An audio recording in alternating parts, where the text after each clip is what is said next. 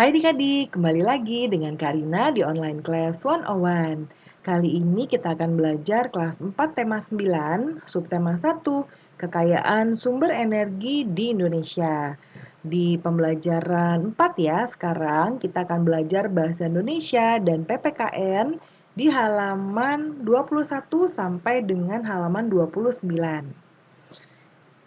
Yuk di-subscribe dulu adik-adik. Klik loncengnya, like dan share juga ya, supaya Karina makin semangat lagi bikin videonya. Nah, adik-adik gimana kabarnya hari ini? Semoga semuanya dalam keadaan sehat terus ya. Nah, di sini ada Udin ya, ini Udin sama Siti. Kata Udin, pelajaran yang lalu kita sudah mengetahui jenis-jenis sumber daya energi. Kita pun seharusnya makin tahu dan makin bijak memanfaatkan sumber daya energi yang ada. Lalu kata Siti, benar sekali Beni, kita sebagai warga negara Indonesia memiliki hak dan kewajiban termasuk dalam memanfaatkan sumber daya energi. Hendaklah antara hak dan kewajiban dapat dilakukan secara seimbang. Nah, itu pembicaraan antara Udin dan Siti. Sekarang ada bacaannya adik-adik. Bacaannya adalah tentang hemat energi, hemat biaya. Nah, ini boleh adik-adik baca dahulu, di-pause dulu videonya, atau boleh juga dibaca dari buku masing-masing ya. Nah, sekarang kita akan menjawab pertanyaan-pertanyaan berikut ini. Yang nomor 1. Nah, mengapa kita harus berhemat energi? Ya, karena agar cadangan energi tidak cepat habis ya. Selain itu hemat energi juga supaya energi bisa digunakan lebih lama.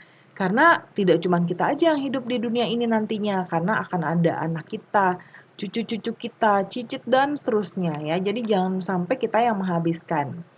Kemudian yang nomor 2, coba jelaskan dengan hemat energi maka akan menghemat biaya. Maksudnya apa? Nah, hemat energi dapat menghemat biaya ya, karena untuk mengurangi energi karena untuk menggunakan energi kita tuh perlu bayar ya. Jadi kita ada biayanya. Semakin boros atau semakin banyak listrik yang kita pakai, maka biaya listriknya juga akan semakin tinggi ya. Coba adik-adik tanya sama orang tua, kalau misalnya adik-adik misalnya banyak pakai alat-alat elektronik ya, itu pasti tagihan listrik mama papanya semakin besar ya.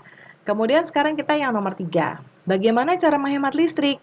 Sebetulnya gampang ya adik-adik ya. Kita pastinya matikan listrik yang nggak kepake.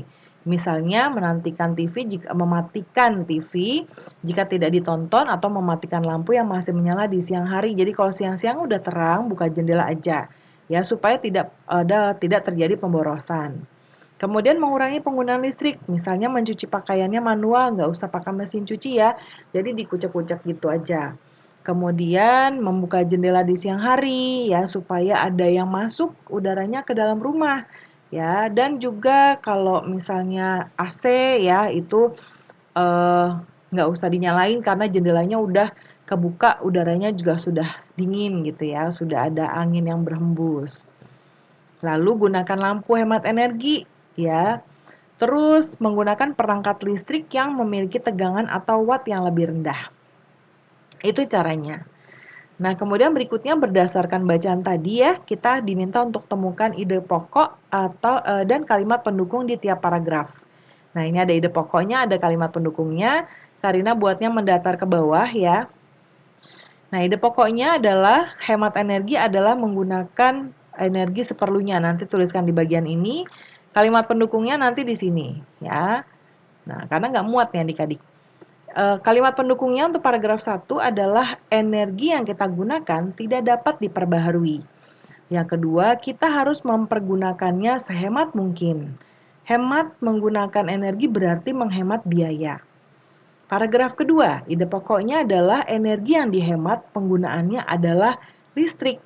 Kalimat pendukungnya, listrik energi yang tidak dapat dilihat namun bisa dirasakan manfaatnya.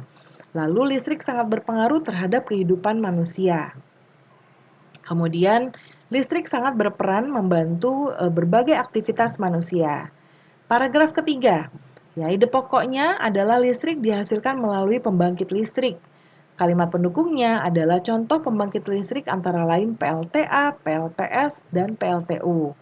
Ya, kemudian setiap pembangkit listrik memerlukan biaya yang besar pembangunannya. Lalu kita harus berhemat dalam menggunakan listrik. Paragraf keempat, ide pokoknya adalah keberadaan listrik memakan biaya yang sangat tinggi. Kalimat pendukungnya adalah kita harus membayar biaya pemasangan listrik dan membayar biaya penggunaan setiap bulannya. Semakin boros menggunakan listrik, semakin besar beban biaya yang dibayar.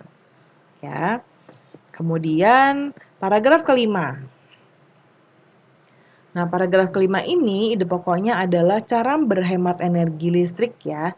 Kalimat pendukungnya tidak menyalakan lampu pada siang hari, menyalakan lampu hanya jika diperlukan, lampu dinyalakan maksimal 10 jam setiap hari, mematikan peralatan elektronik jika tidak digunakan, dan menggunakan listrik seoptimal mungkin. Kemudian berikutnya kita lihat di sini adalah sedikit bacaan tentang kewajiban terhadap sumber energi. Ya, boleh dibaca dahulu dan juga ada hak memanfaatkan sumber energi.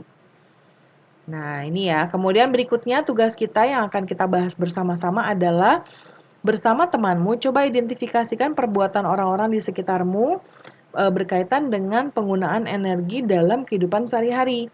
Yang pertama, contoh boros energi dan contoh hemat energi. Yang borosnya adalah menghidupkan lampu di siang hari padahal bisa buka jendela ya. Kemudian tidak mematikan keran ya, jadi udah penuh terus aja nyala. Menonton televisi sepanjang hari. Ya, nggak belajar nih jadinya ya adik-adik.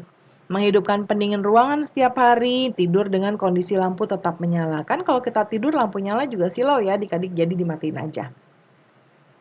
Untuk yang contoh hemat energi, mematikan lampu pada siang hari, mematikan keran saat tidak dipakai, membatasi jam menonton televisi, menghidupkan pendingin ruangan saat cuaca panas saja, dan tidur dengan mematikan lampu. Berikutnya ada bacaan lagi ya, judulnya Manusia dan Lingkungan. Boleh adik-adik baca, di pause dulu videonya. Ya, nah kemudian berikutnya tugas kita adalah kamu sudah membaca bacaan manusia dan lingkungan. Temukan informasi-informasi penting pada bacaan tersebut. Nah, di sini Karina buatnya mendatar lagi ya, karena terlalu kecil nih. Ya, kalau dirasa terlalu banyak sebetulnya karena memang informasinya juga penting ya adik-adik ya. Kadang-kadang suka ada Karina banyak banget tulisannya. Ya, karena memang informasinya perlu Karina taruh sebanyak itu. Kalau misalnya adik-adik mau persingkat sedikit boleh ya, asal tidak mengurangi inti dari jawabannya. Tadi nomor 1, lingkungan memiliki daya dukung bagi manusia. Apa maksudnya? Ini yang pertama ya. Maksudnya adalah lingkungan mempunyai kemampuan untuk mendukung kehidupan manusia dan makhluk hidup lainnya. Ya, kemudian yang kedua, itu ini, sikap apa yang seharusnya dilakukan manusia terhadap lingkungan? Yaitu manusia harus dapat berpikir dan berperilaku secara tepat, bijak, dan bertanggung jawab. Yang ketiga, mengapa manusia harus baik terhadap lingkungan? Loh ya harus ya. Kenapa? Karena manusia hidup di dalam lingkungan. Ya, kalau kita tidak jaga, maka ya akan rusak ya. Jadi kehidupan manusia akan bergantung pada lingkungannya. Kalau rusak, ya kita juga nggak bisa lama-lama hidup di lingkungan kita sendiri. Kemudian berikutnya kita diminta untuk membuat ya laporan hasil wawancara. Apa yang terjadi jika manusia tidak melaksanakan kewajiban ya? Cari jawaban dengan bertanya kepada narasumber dan lain-lain. Nah, laporannya Karina buat di sebelah kanan. Karina besarkan sedikit ya. Nah, ini laporan hasil wawancaranya misalnya tanggal berapa hari ini 2021. Nah, ini disesuaikan aja ya. Nah, datanya misalnya yang pertama yang ditanyakan orang tua. Misalnya apa yang terjadi jika manusia tidak melaksanakan kewajibannya terhadap lingkungan? Ya, yang pasti akan terjadi kerusakan lingkungan karena ulah manusia atau ulah kita sendiri. Kemudian yang kedua ini ketua RT. Ya, ketua RW. Ketua RT, apa yang terjadi jika manusia tidak melaksanakan kewajibannya terhadap lingkungan, ya. Nah, kemudian lingkungan akan menjadi kurang sehat ya, akan menjadi lingkungan yang kurang sehat dan membahayakan kesehatan manusia. Kemudian Ketua RW, apa yang terjadi jika manusia tidak melaksanakan kewajibannya terhadap lingkungan? Sampah akan berserakan dan mengganggu pemandangan di lingkungan sekitar. Lalu untuk tetangga misalnya, apa yang terjadi jika manusia tidak melaksanakan kewajibannya terhadap lingkungan? Ya, ini kalau agak burem, nanti boleh dengarkan Karina bicara saja ya. Karina akan bacakan untuk adik-adik. Sampah akan berserakan dan mengganggu pemandangan di lingkungan sekitar. Untuk tetangga, apa yang terjadi jika manusia tidak melaksanakan kewajiban? Nah, akan terjadi banjir yang dapat menimbulkan berbagai macam penyakit. Nah, pertanyaannya cukup sama ya. Untuk teman sekelas, misalnya jawabannya terjadi bencana alam, tanah longsor yang akan sangat merugikan kita sendiri ya. Lalu anak tetangga, misalnya jawabannya terjadi kepunahan hewan. Nah, ini nanti disesuaikan aja dengan jawaban jawaban orang yang adik-adik tanyakan ya. Seperti contoh nih, Bapak Ibu guru bilang ada penyakit nanti ya. Kalau Ibu guru udaranya tercemar, ya. Kemudian untuk paman, manusia nggak bisa hidup sejahtera karena kekurangan bahan makanan, pakaian, dan juga tempat tinggal. Kemudian Bibi menjawab alam akan menghukum manusia dengan bencana, ya betul juga ya. Terkadang bencana itu terjadi karena ulah kita juga. Misalnya banyak yang menebang pohon, itu akan terjadi longsor ya. Karena tidak ada resapan air adik-adik.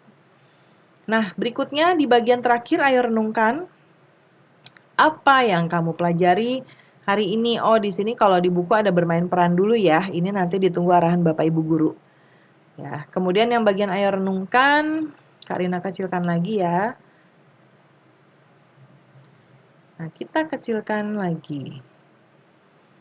Nah, apa yang kamu pelajari hari ini? Kita tadi sudah belajar perilaku-perilaku yang menunjukkan pelaksanaan hak dan kewajiban ya. Kemudian yang kedua, manfaat apa saja yang dapat kamu ambil melalui pembelajaran hari ini? Yaitu kita harus peduli terhadap lingkungan sekitar. Keterampilan yang kita dapatkan yaitu adalah menemukan contoh perilaku yang menunjukkan pelaksanaan hak dan kewajiban. Yang terakhir, apa yang akan kamu lakukan setelah melalui pembelajaran hari ini? Nah, saya ingin sekali meningkatkan kepedulian terhadap lingkungan sekitar. Nah, pembelajaran kita sudah selesai ya adik-adik. Semoga pembelajaran kita kali ini bisa bermanfaat. Jangan lupa di-subscribe dulu ya, klik loncengnya, like, dan share juga.